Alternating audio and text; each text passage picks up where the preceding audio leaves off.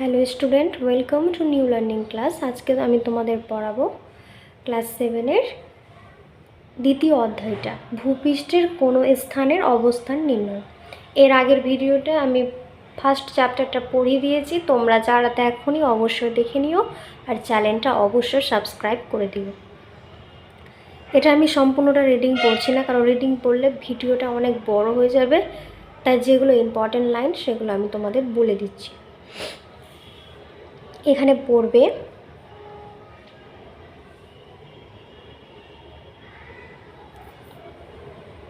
নিরক্ষরেখা বা বিষুবরেখা বা 0 ডিগ্রি অক্ষরেখা, মূলমধ্য রেখা বা 0 ডিগ্রি দ্রাঘিমা রেখা।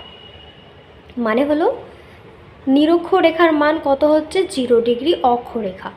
আরেকভাবে কোশ্চেন হতে পারে নিরক্ষরেখার অপর নাম কি বিষুবরেখা।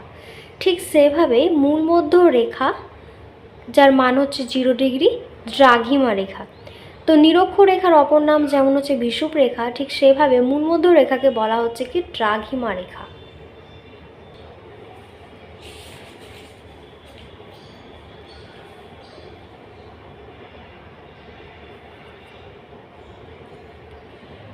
এখানে তোমরা পড়বা অক্ষরেখা কাকে বলে। নিরক্ষরেখার সমান্তলে পূর্ব পশ্চিমে বিস্তৃত কল্পিত রেখাগুলিকে অক্ষরেখা বলে। এখানে প্রশ্ন হবে দ্রাঘিমা রেখা কাকে বলে। পৃথিবীর উত্তর মেরু থেকে দক্ষিণ মেরু পর্যন্ত উত্তর দক্ষিণে বিস্তৃত কল্পিত রেখাগুলি হলো দ্রাঘিমা রেখা। এবার তোমাদের যেটা পড়তে হবে সেটা হলো অক্ষরেখার পরিচয়। এখানে তোমাদের প্রশ্ন হতে পারে অক্ষরেখার বৈশিষ্ট্যগুলি কী কী, এগুলো সব তোমরা দিতে পারো। আবার অক্ষরেখার পরিচয় হিসেবেও এটা পড়তে পারো, কিন্তু পরীক্ষায় বেশিরভাগ এটা লেখা থাকবে না যে অক্ষরেখার পরিচয়, তোমাদের কোয়েশ্চেনে লেখা থাকবে অক্ষরেখার বৈশিষ্ট্যগুলি লেখো।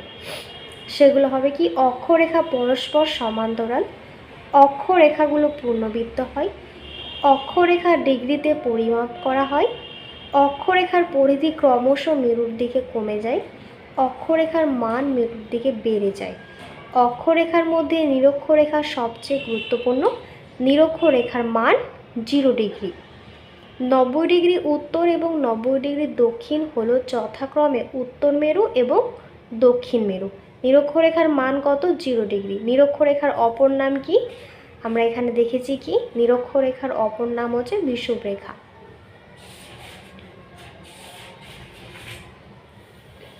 এবার যেটা তোমাদের এখানে পড়তে হবে সেটা হচ্ছে কি উত্তর অক্ষরেখা কাকে বলে, দক্ষিণ অক্ষরেখা কাকে বলে।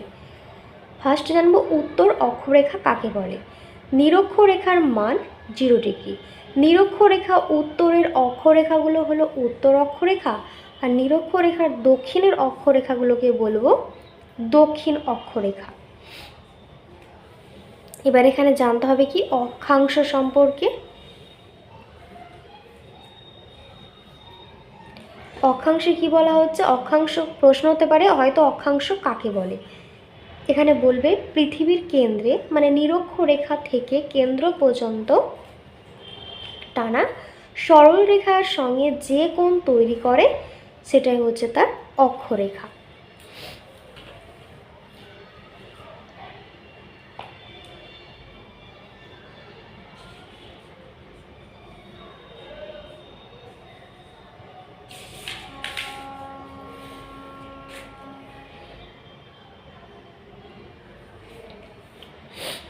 এখানে তোমরা পড়বে দ্রাঘিমা রেখার পরিচয়। যেভাবে ফার্স্টে বললে তোমরা অক্ষরেখার বৈশিষ্ট্য, ঠিক সেভাবে প্রশ্ন হতে পারে দ্রাঘিমা রেখার বৈশিষ্ট্যগুলি কী কী। কী বলবে, দ্রাঘিমা রেখা পরস্পর সমান্তরাল নয়, দ্রাঘিমা রেখাগুলো অর্ধবৃত্ত।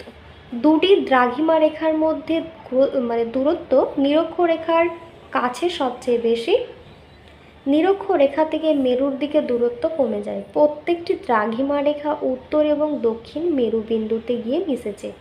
180 ডিগ্রি পূর্ব এবং 180 ডিগ্রি পশ্চিম যেহেতু একটাই দ্রাঘিমা রেখা, তাই তার পূর্ব পশ্চিম উল্লেখ করতে হয় না। এখানে একটা বেশি ইম্পর্টেন্ট কোশ্চেন হচ্ছে কি, প্রশ্ন হতে পারে হয়তো দ্রাঘিমা রেখার বৈশিষ্ট্যগুলি কী কী, আর ওই পেজে কোশ্চেন হতে পারে কি অক্ষরেখার বৈশিষ্ট্যগুলি কী কী? অক্ষরেখাগুলো কেমন হয়? পূর্ণবৃত্ত হয়। আর দ্রাঘিমা রেখা কীরকম হয়? অর্ধবৃত্ত হয়।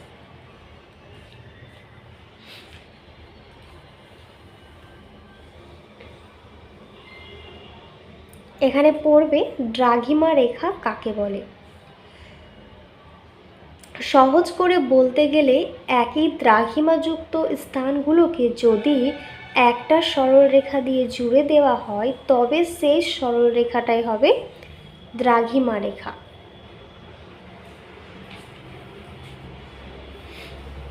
এই ছকটা তোমরা ভালো করে পড়বে। এখানে লেখা আছে কি, ব্রিটিশ যুক্তরাজ্যের রাজধানীর লন্ডনের গ্রিনিচে আছে রয়্যাল অ্যাস্ট্রোনমিক্যাল অবজারভেটরি। এটা আন্ডারলাইন করে নিও, তোমরা এটা ভালোভাবে পড়ে নিবা।